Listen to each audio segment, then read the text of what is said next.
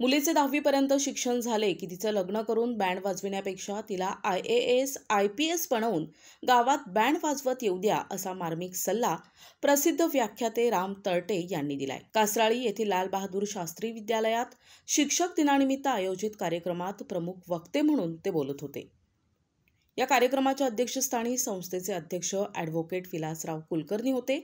आपल्या भाषणात तळटे म्हणाले की आजकालची तरुण पिढी रील्स बघून आपला वेळ आणि इंटरनेट डाटा वाया घालवत आहेत। भारतात सर्वाधिक डेटा रील्स पाहण्यात खर्च होतो। गुगलच्या माहितीनुसार भारतीय लोक विनाकारण मोबाईलमध्ये आपला वेळ वाया घालवतात। पूर्वी लोक दिवसभर काम करून रात्री लवकर झोपायचे, पण आता रात्री 1:30-2 वाजेपर्यंत जागे असतात। त्यांनी विद्यार्थ्यांना त्यांच्या आईवडिलांच्या आणि गुरूंच्या आज्ञांचे पालन करून त्यांची स्वप्न पूर्ण करण्याचा सल्लाही दिला। यावेळी विद्यालयाचे मुख्याध्यापक संभाजी पाटील, स्मिता ठक्करवाड, हेमा चौधरी, विकास कुलकर्णी, अश्विन फुलारी, सचिन सुभाणकर, अनिल गायकवाड, वाघमारे सर, माधव लंके, गंगाधर ठक्करवाड यांच्यासह सर्व शिक्षक आणि विद्यार्थी मोठ्या संख्येने उपस्थित होते। त्यांच्यामुळे आपण घडलो त्या सर्व शिक्षकांना मी विनम्र अभिवादन करतो, ज्यांनी हा राष्ट्र समाज घडवण्यासाठी आपले योगदान दिले त्या सर्व महापुरुषांच्या चरणी नतमस्तक होऊन आपल्या समोर काही गोष्टी ठेवण्याचा प्रयत्न करतो। कारण इथे सगळे शिक्षक लोक आहेत आणि शिक्षकांच्या समोर एका विद्यार्थ्यानं बोलावं काही मोठा मी नक्कीच नाही। या कार्यक्रमासाठी आवर्जून उपस्थित असणारे आमचे परममित्र पत्रकार दादाराव इंगळे सर, मी इथे यावं यासाठी गेल्या 3-4 महिन्यापासून माझ्या संपर्कात असणारे आमचे मित्र अनिल गायकवाड सर, त्यामुळे तुमच्या समोर मला उभा राहता आलं म्हणून मी गायकवाड सरांचे आभार व्यक्त करतो। सुरुवातीला मी फार मोठा वक्ता नाही, मी आपल्या शिलोली तालुक्यातला आहे। मुस्तापूर माझं गाव, म्हणजे अगदी 80 घराचं आता 100 घराचं ते झाले। कोल्हेबोरगावच्या जे किसान विद्यालयातलं माझी 10वी झाली। मी नांदेड आकाशवाणीला जेव्हा परीक्षा दिल्या तेव्हा आपल्या बिलोली तालुक्यातल्या मराठी भाषेचे परिणाम काय असतात याचा मला चांगला अनुभव आहे। मग तुमच्या पुढे आकाशवाणीचा निवेदक म्हणून बोलताना, मी मुस्तापूरचा विद्यार्थी म्हणून बोलताना जी भाषेची मजा येणार आहे ती मला तिथे अनुभव आला, ते तुम्हाला सांगतो। मी बघूया आपल्याकडची माणसं कशी बोलतात। तिकडे जाय म्हणलं तर कसं म्हणतो आपण, हंगरे म्हणता की कसं बोलतात, हिंगरे। मी पुण्यामध्ये जेव्हा हिंगरे शब्द उच्चारला तेव्हा सर सगळे कोणी मला बघत होते, म्हणजे हिंगरे शब्द कुठून आला, त्यांना त्याचा अर्थच सापडत नव्हता। त्याच्यानंतर कुकडी चाललास,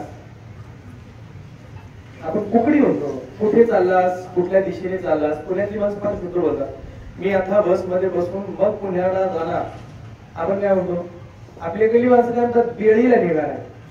कासवायचे लोक म्हणतात बेळी म्हणतात का बेळी म्हणतात, बेळी म्हणतात।